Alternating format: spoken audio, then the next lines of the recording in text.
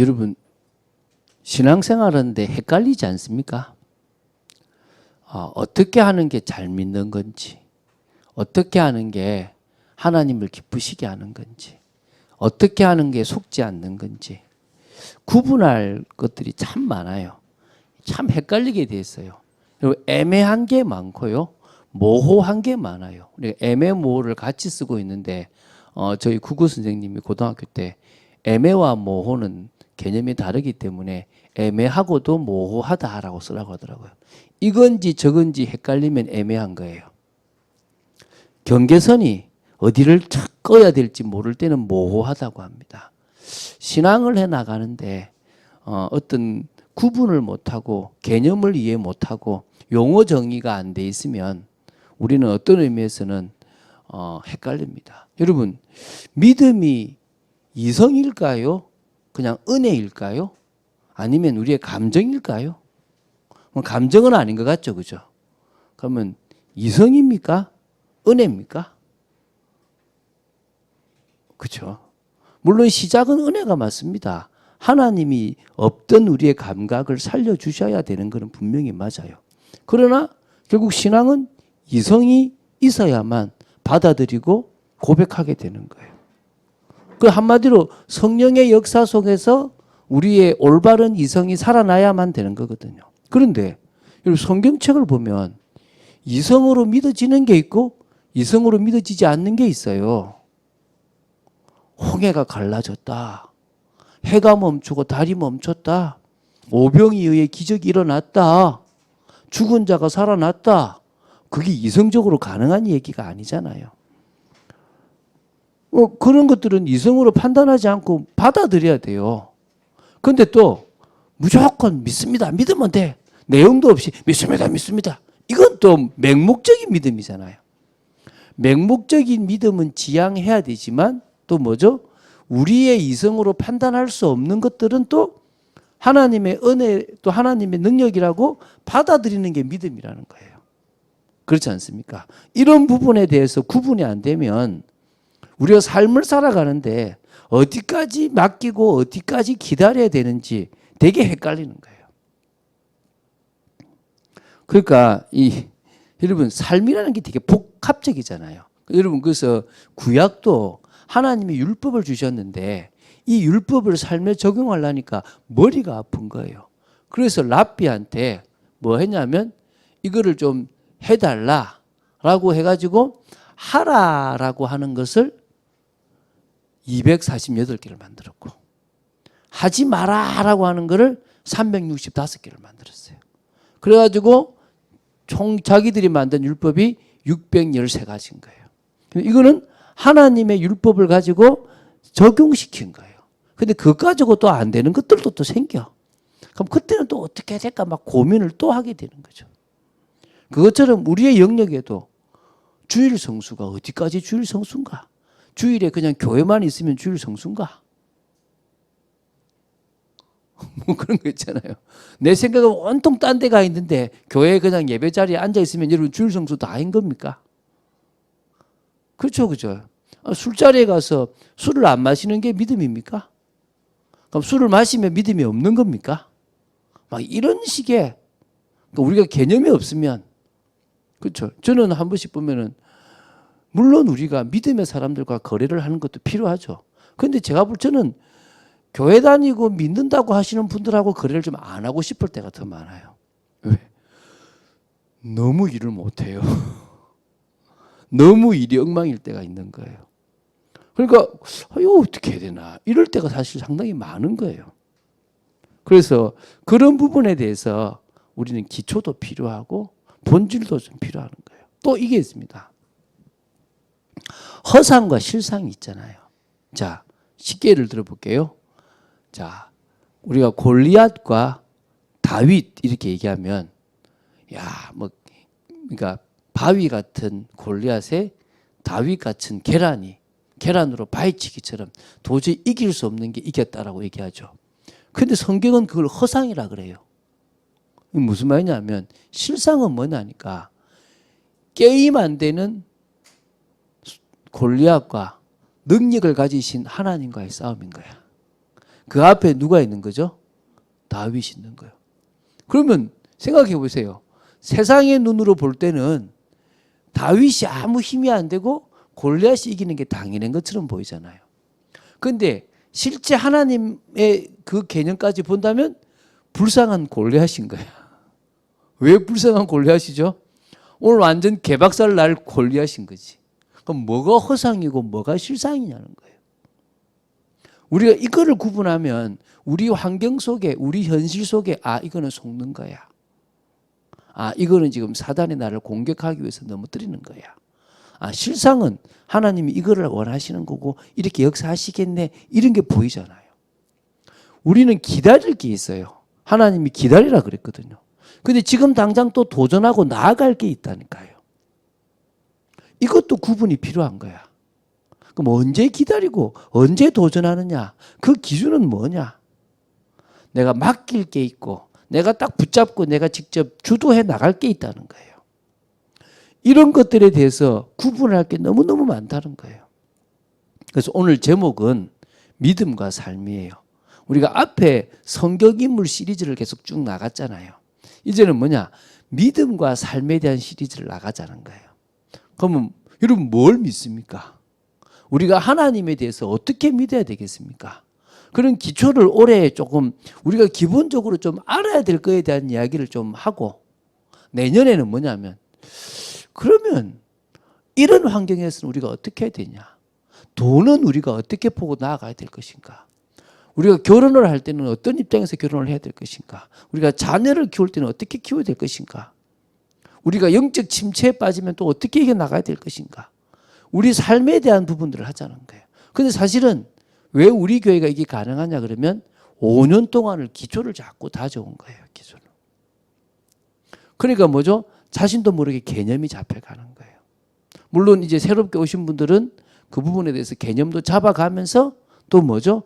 해석도 해야 되겠죠. 적용도 해야 되겠죠. 근데 아마 여러분이 신앙생활을 해오면서 갈등되는 부분에 대해서 개념적인 것들을 이해하면 쉬울 거예요. 꼭 공부하는 것 같죠. 공부가 필요해요. 잘 생각해 보십시오. 내가 세무사로 일을 한다. 내가 의사로 일을 한다. 어떤 지식이 있어야 제대로 된 세무 일을 하고 어떤 지식이 있어야 내가 의사로서 제대로 일을 하겠습니까? 그것보다 훨씬 복잡하고 훨씬 중요한 신앙을 살아가는데 무슨 기준으로 살아가죠? 자기 기준으로 살아가요.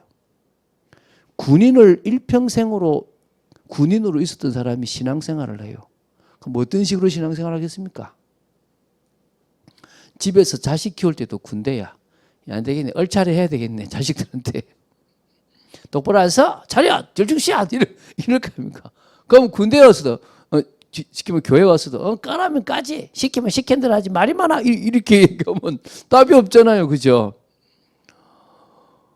늘 경찰만 그러니까 늘 범인만 잡던 경찰이 교회에 와서 중직자가 되면 어떻게 하겠어요?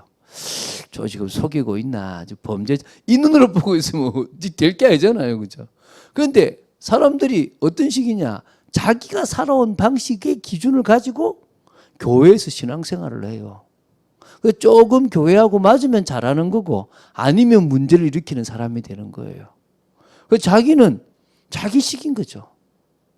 제가 보니까요, 조금 눈치도 빠르고 뭔가 잘 움직이는 사람은 교회에서 빨리 적응을 해요. 그런데 그것만큼 일을 많이 맡고 낙심을 하고 실망을 해요. 아까 말했지만 뭐를 체험해야 돼요? 성령의 은혜를 체험해야 돼요. 그 은혜를 체험하지 못하면 교회를 떠나든지 완전 낙심 가운데 빠져서 헤매다가 다시 일어나야 돼요. 어떤 의미에서 저는 여러분 일 잘하는 거 원치 않아요. 왜 우리가 예배 시작해서 40분까지 찬양하고 이런 앞에 시간을 많이 허비하느냐? 그 시간에 우리를 드리는 거예요, 하나님께. 예배는 나를 위한 시간이 아니잖아요. 누구를 위한 서비스입니까? 그분을 향한 서비스예요. 그분을 향해서 내가 지금 최선을 다해서 서비스하는 거예요. 그 서비스를 드렸을 때 그분이 기뻐서 받아서 우리에게 뭘 주시는 거죠? 은혜를 주시는 거예요. 노래 못해도 크게 부르세요.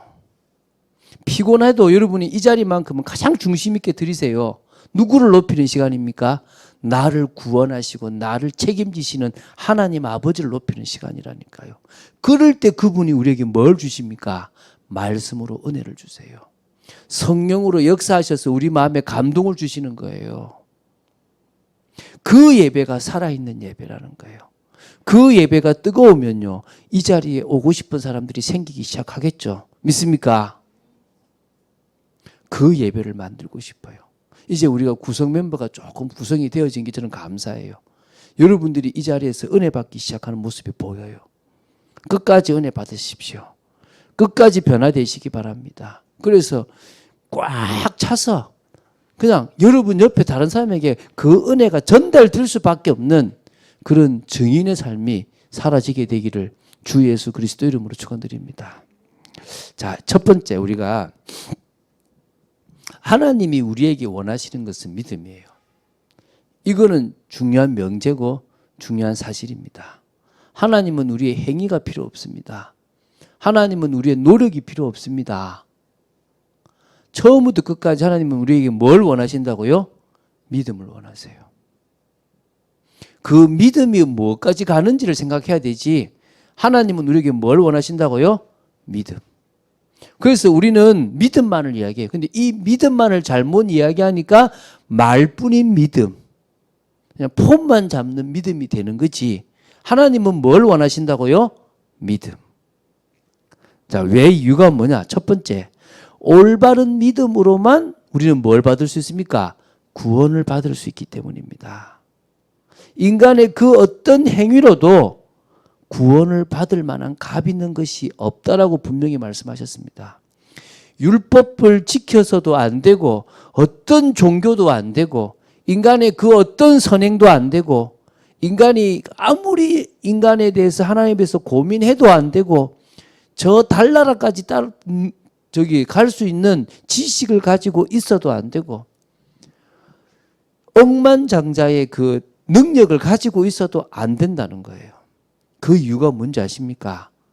원죄를 해결할 수 없기 때문입니다. 인간은 하나님을 떠난 원죄를 가지고 있는데 이 원죄만큼은 인간의 노력으로 해결할 수가 없어요. 인간은 이미 죽어버렸어요. 인간은 영적으로 하나님을 떠나서 죽은 상태에, 저주받은 상태에 있기 때문에 안 된다는 것입니다. 그래서 하나님이 뭐 한 겁니까? 내가 복음을 주니까 그 복음을 뭐 해라? 믿어라. 가장 먼저 주신 복음이 창세기 3장 15절. 여자의 후손을 보내줄게. 그 여자의 후손이 오면 인생의 문제를 해결하는 뱀의 머리, 사단의 머리를 박살 낼 거야. 그 여자의 후손을 믿어. 노아에게는요, 방주를 만들어 들어가. 들어가면 살고 들어가지 않으면 죽어. 아무리 착하다고 해도 들어가지 않으면 나는 구원하지 않을 거야. 아무리 못된 사람이라도 들어간다면 내가 구원해 줄 거야. 예수 그리스도를 믿으면 살고 믿지 않으면 죽는 것처럼 방주에 들어가면 살고 들어가지 않으면 죽습니다.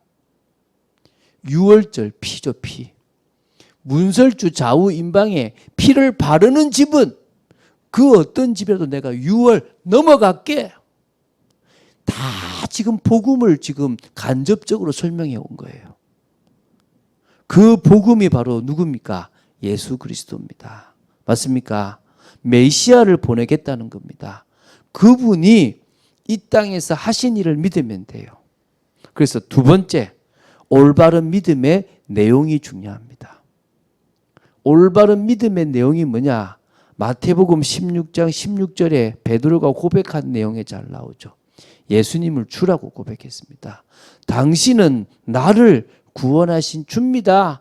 당신은 나를 피값으로 사신 주입니다. 물론 베드로가 처음에는 그 고백으로 주가 아니었겠지만 나중에는 그 고백이 되어졌습니다. 두 번째는 당신은 주이신 당신은 그리스도이십니다. 그 구약부터 계속 보내시겠다고 약속하신 복음이십니다. 메시아이십니다. 이 얘기입니다. 맞습니까? 그분은 바로 살아계신 하나님의 아들이십니다. 당신은 바로 하나님이십니다. 이 고백인 거예요. 이게 우리가 해야 될 믿음의 내용입니다. 그래서 로마서 10장 9절 10절에 똑같이 나와요. 너희가 예수를 주로 시인하고 하나님께서 그를 죽은 자 가운데서 살리신 것. 뭐죠? 십자가와 부활입니다. 이게 바로 그리스도의 일입니다.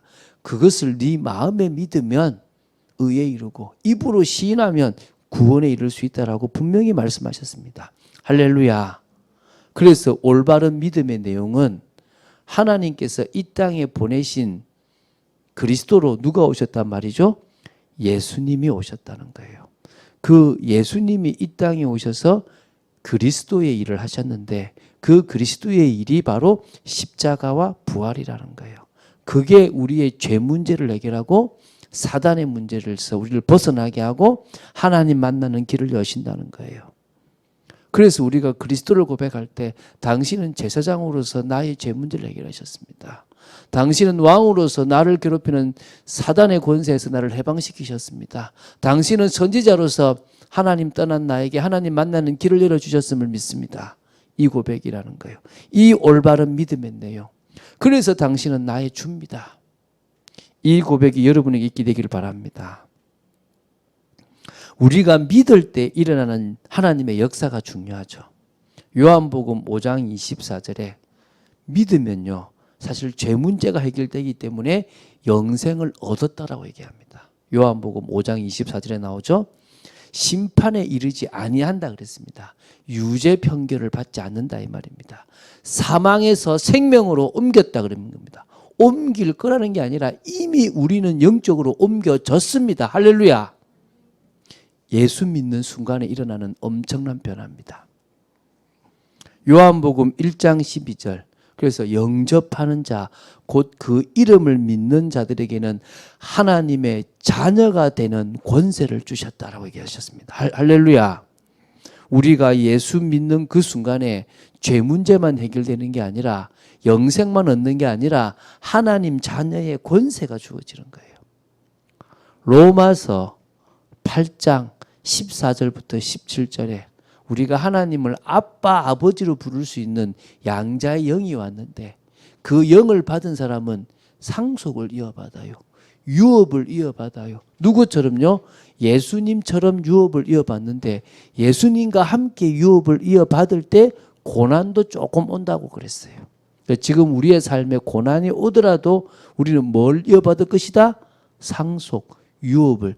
로마서 8장 14절부터 17절에 분명히 말씀하고 있어요. 자, 요 믿음에 대한 이야기는 조금 더 할 겁니다. 왜? 좀 정리가 필요하니까, 정의가 필요하니까, 그렇죠? 근데 요 믿음이 하나님이 원하시는 믿음이고 그 믿음의 결과로서 일어나는 많은 일들이 있습니다. 자, 그런데 이제 이 믿음이 삶의 영역에서는 좀 더욱더 드러나게 돼요. 여기서 드러날 때 진짜 믿음이 있는지 없는지도 알게 되고 또 그걸 통해서 우리가 참응답도 받게 되는 거예요. 자, 첫 번째 제가 이렇게 적어놨죠. 여러분 주보 이렇게 나오잖아요. 이번에 첫 번째 뭐냐면 하나님을 믿지만 아직 안 믿어지는 부분도 있습니다. 이렇게 했어요. 아니 하나님 믿는데 왜 안 믿는다 그래요? 이렇게 얘기하죠. 자, 제가 얘기해 볼게요. 여러분 아브라함이란 인물이 창세기 12장에 하나님을 믿었기 때문에 자기가 살던 곳을 버리고 어디까지 갔죠? 가나안 땅까지 왔어요. 하나님을 믿었기 때문에 왔잖아요. 하나님을 창조주로 믿고 그분만이 구원자이기 때문에 믿었기 때문에 어디까지 왔습니까? 가나안까지 왔어요. 그런데 그런 아브라함이 의식주를 안 믿었어요. 하나님이 의식주 문제를 해결한다고 믿지 않았다니까요. 그래서 어디 갔습니까? 애굽으로 갔어요. 애굽으로 가는데 내 생명에 대해서 하나님이 책임진다고 믿지 않았기 때문에 또 뭐 했죠? 아내를 누이라고 속였어요. 여러분이 믿지 않기 때문에 불신앙을 선택할 때가 있다니까요. 삶의 영역으로 들어가니까 내 믿음이 진짜인지 아닌지가 구분이 조금 되기 시작하고 아직 내가 맡기지 못한 부분들이 나오기 시작한다는 거예요. 여러분은 어느 정도 맡기십니까? 여러분은 어느 범위까지 맡기십니까? 자, 여러분의 의식주와 여러분의 경제를 책임지시는 분이 하나님이라고 믿습니까? 그러면 왜 헌금이 힘듭니까? 그렇잖아요. 내가 하나님께 드려지는 게 힘들다. 그건 내가 안 믿고 있다는 거야. 죄송한데. 저희 아내가 그러더라고요. 저희 집에 이것저것 조금 아이들 거를 샀어요. 저희들은 살 때 이렇게 카드 할부를 살 수밖에 없고, 물론 이제 무이자 할부를 사죠. 그 저한테 묻더라고요. 저 다 갚았냐고 물길래 내가 몰라? 했더만 아니 그거를 모르면 어떻게 했더만 여보 내가 신경 쓸 게 많은데 그걸 왜 신경 써? 신경 안 써도 될 건 안 쓰지. 나 매일마다 숙제할 게 얼마나 많은 줄 알아? 찬양 준비하는 숙제 해야지. 설교 준비해야지. 새벽 기도만 준비해. 주일 설교 준비하지. 또 내가 매주마다 성경 공부하는 게 얼마나 많아. 그거 준비하기도 진짜 머리 아픈데 내가 뭐 하려고 경제를 내가 왜 신경 써? 그러니까 우리 아내가 맞네 그러더라고요. 저 신경 안 써요. 왜 신경 안 쓰냐? 내가 맡겼는데 그걸 왜 신경 써요? 믿습니까?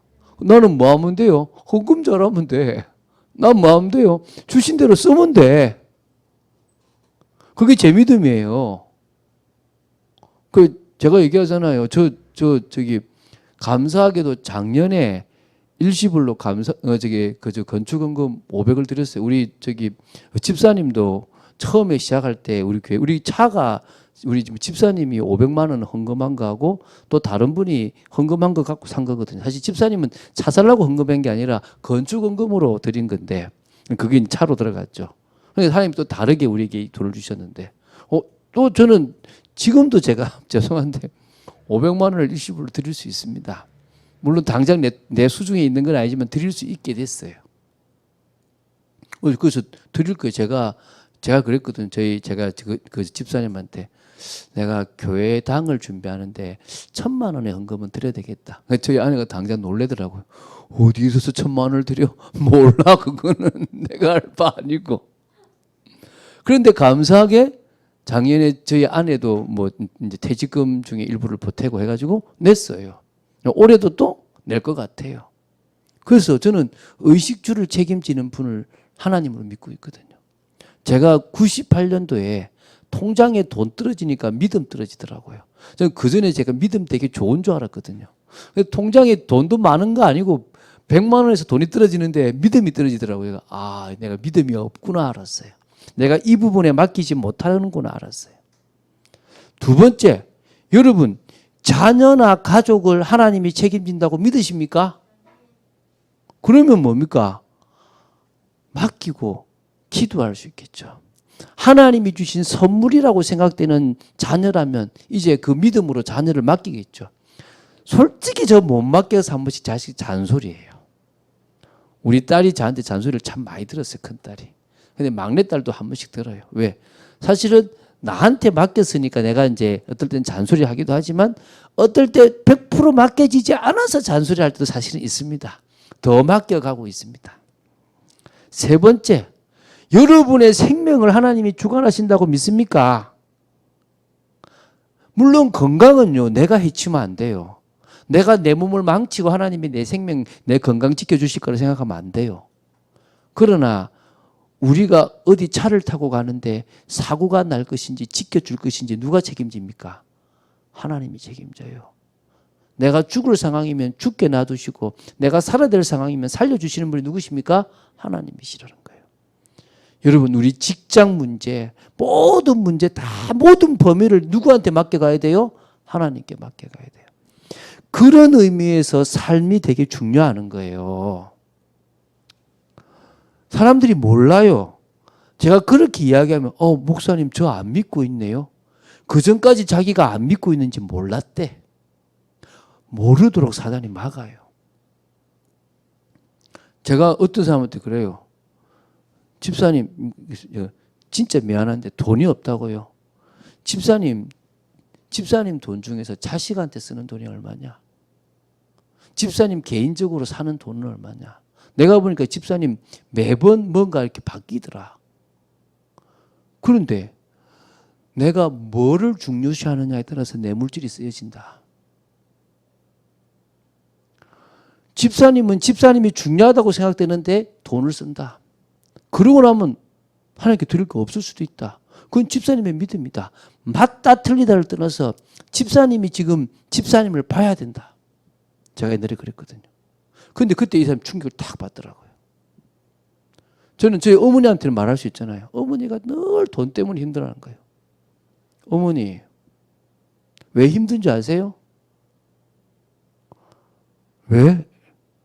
하나님 앞에 하나님이 물질을 준다라고 11조 안 드려서 그래요. 야야, 내가 75만 원 받는데 한참 됐어요. 그때가 90년대니까. 내가 한 달에 나가는 돈이 85만 원이다. 어떻게 내가 이 돈을 가지고 11조를 내고 헌금을 내냐. 제가 그랬어요. 어머니, 그래서 지금 돈이 모자라는 거예요. 어머니 충격을 딱 받는 거예요. 알겠다. 결단을 딱 하시더라고요. 11조를 딱 빼기 시작하려고 하는 그 주간부터 월급이 10만 원 올랐어요. 근데요, 희한하죠? 매번 드릴 수 있게끔 하시는 거예요. 여러분, 우리 찬빛교회가 어떻게 성장했냐면요. 제가 찬빛교회를 그러니까 제가 전에 교회를 딱 나오고 이제 새롭게 시작하려고 할 때요. 그렇게 시골에 안 팔리던 땅이 갑자기 팔렸어요. 땅 한 평에 22만 원 받아야 될 게 17만 원 해주겠다는 거예요. 그래서 팔지 마라 그랬어요. 그런데 희한하죠. 2015년 1월에 갑자기 누가 찾아와서 땅 팔래. 23만 원에 팔았어요. 그래가지고 딱 몇십만 원 모자라는 2억이에요. 이거는 하나님이 너 때문에 주신 것 같다라고 하면서 11조를 딱 우리 교회에다 가는 거예요. 그때부터 제가 그거 가지고 이제 사례를 100만 원씩 받아가면서 지금까지 왔는데, 저희 어머니가 처음에 시작할 때 카메라를 사줬어요. 이것 말고 지금 우리 부목사님한테 준 거. 그것 갖고 우리 시작을 해서 지금까지 했거든요. 저희 어머니가 그 응답들을 다 받아가시는 거예요. 자식에 대한 거, 직장에 대한 거, 또 생명에 대한 거, 할 얘기 하루 종일 할 수 있어요, 제가. 왜? 지금까지 그 증거가 얼마나 많겠습니까? 저는 믿거든요. 삶에서. 자, 너무 시간 지나면 안 되니까. 자. 그래서 우리를 구원하신 하나님이 원하시는 믿음의 삶이 있습니다. 그게 한마디로 구별된 삶이에요. 전적으로 하나님을 신뢰하고 믿음으로 살아가는 삶을 원하세요. 사실 쉽지 않아요. 그렇잖아요. 요걸 이제 하나하나씩 해 나가는 거야. 조금씩 들여보고 믿음을 가져보는 거죠. 육신적이고 쾌락적인 삶은요, 사단에게 속는 삶이에요. 그건 죄를 짓기 때문에 진노가 불러오는 삶입니다. 그래서 하나님은 그 삶을 원치 않으신다는 거예요. 반대로 하나님 나라를 이루는 삶, 하나님의 뜻을 이루는 삶을 원하시는 거예요. 그게 보니까 사람 살리는 삶이고, 그게 전도와 선교에 쓰임받는 삶이라는 거예요. 그래서 그것에 방향 맞춰 보자는 거예요. 그것만 방향 맞췄는데도 새로운 일들이 시작되더라는 거예요. 그런데 삶의 영역에서 이 세 번째 믿음의 삶이 헷갈리기도 해요. 아까 말했잖아요. 맡긴다는 게 뭔지, 기다린다는 게 뭔지, 그럼 가만히 감들이듯 있어야 되는가, 노력하면 안 되는가, 이런 갈등이 오게 된다니까요. 어떤 사람은 이렇게 말해요. 하나님이 하실 일이 있고 사람이 할 일이 있다. 맞습니까? 어떤 부분에서는 맞고 어떤 부분에서는 틀려요. 어떤 사람은요, 교회에 와서 되게 믿음 좋은 사람처럼 보이는데 그 사람의 삶의 현장을 들어가 보니까요, 가정이요, 부부가 사랑한다라고 말하기 어려운 거야. 무너진 가정도 너무너무 많은 거예요. 직장에서도 인정받지 못하는 경우도 많고, 관계에서도 문제가 많은 사람들도 많은 거예요. 불신자보다 훨씬 못하게 살아가고 불신자들의 손가락질을 받는 경우도 있더라는 거예요. 그런데 교회에서는요, 목사님이 최고 헌신자라는 장로래. 근데 그 장로님의 직장에서는요, 오는데 요거도 먹어요. 동생도 욕을 해요. 야, 이게 참 어려운 거구나. 믿음의 삶이라는 게 참 되게 어려운 거구나. 맡기고 살아가고 중심을 들이고 살아간다는 게 되게 어려운 거구나. 이 부분에 대해서 이제 올해를 지나서 내년 1년 동안 해보자는 거예요. 한번. 방향이 있냐? 없어요. 뭘 해야 나도 몰라. 근데 뭐요? 한번 고민해 보자는 거예요. 믿음으로 사는 게 어떤 건지. 자, 그래서 세 번째, 믿음의 삶을 살아갑시다. 할렐루야. 믿음의 삶을 살아갑시다. 왜 믿음의 삶을 살아가야 됩니까? 첫 번째, 그 믿음의 삶이 마음의 평안함을 줍니다. 거꾸로 이야기할게요. 왜 불안합니까? 왜 사는 게 힘들죠? 믿음의 삶이 안 돼서 그래요. 맡기는 게 안 돼서 그래요. 환경과 현실이 내 말씀을 살아가는 신앙과 안 맞고 너무 힘든 거예요. 저도 처음에 그랬어요. 그러니까 막 문자 보면 막 불안한 거야, 막. 근데 희한하죠. 믿고 맡길 때요, 성령의 역사하심이 있어요. 그 성령의 역사하심 속에서 평안함이 오는 거예요. 저는 선택을 어떻게 하느냐. 우리 김 지사님 알잖아요. 저는 이익되는 쪽을 선택 안 해요. 손해가 되더라도 마음이 평안한 쪽을 선택해요. 걸리지 않는 쪽을 선택한다니까요. 사실 믿고 맡긴다는 게 처음에 되게 어렵고 힘들어요. 손해볼 것 같아요. 손해본다 생각하고 해보세요. 한번 손해본다고 생각하고 평안함이 있을 때요, 그때부터 못 보는 것도 봐요. 그러니까 평안함이 없고 긴장되어 있으면 못 봐요. 그런데요, 내가 여유가 있으면 보여요. 그래서 그런 거 있잖아요. 바둑을 두는 사람, 장기를 두는 사람은 못 보는데 훈수 두는 사람은 보여요. 옆에 있는 사람은 보인다니까요. 이유가 뭐 때문이죠? 마음의 평안함이 있어서 그래요. 마음의 불안함이 시각이 좁아져요. 이렇게 딱. 근데 마음이 평안하면 넓어져요. 못 보던 게 보이는 거예요. 그래서 믿음의 삶이 평안함만 주는 게 아니라 하나님의 역사를 일으킨다는 거예요. 먼저 현장에 나를 넘어뜨리는 사단의 흑암의 권세가 무너져야 되는데 주님이 역사하셔야 흑암의 권세가 무너져요. 그 역사해야만 환경이 바뀌기 시작하는 거죠. 그때부터 피할 길도 이 길이구나 라는 게 보이고요. 하나님이 문을 여시는 것도 보이고 열어주셔요. 그게 하나님이 일하심이거든요. 요거까지 가봐야 돼. 이게 하나님이 열어주시는 거구나. 제가 이야기한 98년도에 제가 벌금이 나왔잖아요. 그때 제가 미친 척하고 감옥 가려고, 벌금 안 내고 감옥 가려고 그때 제가 기다렸다니까요. 500만 원 벌금. 그때 저희 아내가 결혼 안 했잖아요. 오빠 우리 결혼 못한다 못해서 얼마나 많아. 제가 교통사고 나와서 벌금이 500만 원 나왔거든요. 저희 어머니는 산 하나를 넘어오며 가며 아버지 하나님의 자녀가 저 차가운 마룻바닥에서 자서 되겠습니까? 막 이랬더니 저희 아내 그 형부 되는 사람이 태성아 야 그만 고집 부리고 돈 모아보자. 심지어 제가 모셨던 목사님이 저를 부르더라고요. 5월 넘어가지고 태성아 내가 100만 원 낼게. 돈 모아보자. 다른 사람이 그럴 때는 제가 그래도 그러려는데 목사님이 그러니까 화가 확 나더라고요. 목사님 저 그러면 하나님 안 믿으랍니다. 제가 앞으로 목사가 돼야 되는데 이것도 하나님 해결하는 거 능력 못 보고 제가 어떻게 일평생 하나님 의지하고 가겠습니까? 겁도 없죠. 근데 7월 말 돼가지고 이제 법정에서 날라왔어. 그때 간이 덜컥 내려앉는 거야. 어이구 내가 미쳤구나. 어떻게 하지? 이제 죽겠구나. 이제 감옥 가요. 하나님 왜 해결 안 합니까? 막 미치겠더라고요. 해결했겠습니까? 안 했겠습니까? 참고로 저는 감옥에 가서 누워본 적이 없습니다. 해결하셨죠. 제 친구가 그러더라고요. 그 강대상 200만 원 해준 친구가 야, 네 진짜 하나님 하신 거 봤다. 내 친구 그러더라니까요. 여러분 한 번 봐야 돼, 한 번. 그거 한 번 보고 나면요 든든합니다. 하나님의 영광이 딱 될 만한 역사가 돼야 돼요. 여러분 결국 그 모든 일에 하나님의 영광이 드러나야 됩니다. 할렐루야.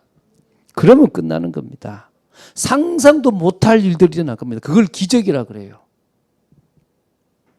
그래서 세 번째, 왜 믿음의 삶을 살아가야 됩니까? 믿음의 삶이 세상을 이기게 만듭니다. 우리의 믿음, 그 믿음의 사람을 하나님이 높이세요. 그게 전도로 연결되고 새 생명의 축복으로 연결되고 하나님의 나라로 연결되면 우리가 이긴 거야. 할렐루야. 내가 자존심이 무너져도 괜찮아. 하나님의 나라만 임하면 그게 더 내 자존심을 더 세워나가는 걸로 가게 돼 있어요. 자, 결론 맺겠습니다. 믿음과 삶에 대해서 계속 다룰 겁니다. 너무 다룰 게 많기 때문에 한번 다뤄봅시다. 나도 어디까지 갈지 모르겠어요. 성령님도 받아볼 테니까 여러분 저한테 질문을 한번 해주세요. 궁금한 질문들을 많이 해주세요. 그럼 제가 답을 찾아볼게요. 이해가 되십니까? 뭐 이거는 어떻게 해야 되겠습니까? 라고 하는 삶에 대한 질문을 저한테 개인 카톡으로 보내주세요. 그럼 제가 그것에 대해서 계속 고민하고 기도하고 당장은 아니지만은 또 해서 우리 올해는 조금 기초가 될 만한 것들을 하고 내년부터 우리가 질문을 던져보는데 물론 항상 1월과 7월은 원단 메시지를 볼 거니까 그러니까 우리가 한 해의 메시지를 볼 거니까 그거 빼고 그거 될 거. 물론 내년 방향도 그쪽으로 나가지 않겠습니까? 그렇죠? 그 부분에 대해서 우리가 한번 인도를 받았으면 좋겠습니다. 그래서 믿음과 삶이라는 이 시리즈의 제목이 여러분과 저의 삶에 큰 변화로 또 사실적인 응답으로 오게 되기를 주 예수 그리스도 이름으로 축원드립니다. 주는 그리스도시요 살아계신 하나님의 아들이심을 고백합니다. 참 어려운 이야기를 했습니다. 우리가 주님을 믿고 나아간다는 게 어떨 때는 믿음으로 드리고 어떨 때는 믿음으로 기다리고 어떨 때는 믿음으로 도전하는 정말 많은 것들이 있습니다. 제가 변화됨으로 가정도 바뀌고 또 관계도 바뀌고 직장도 바뀌고 다 바뀔 줄로 믿습니다. 그런 축복이 누려지는 축복의 삶이 정말 믿음 안에서 되어지도록 지켜 주시옵소서. 주 예수 그리스도 이름으로 기도드립니다. 아멘.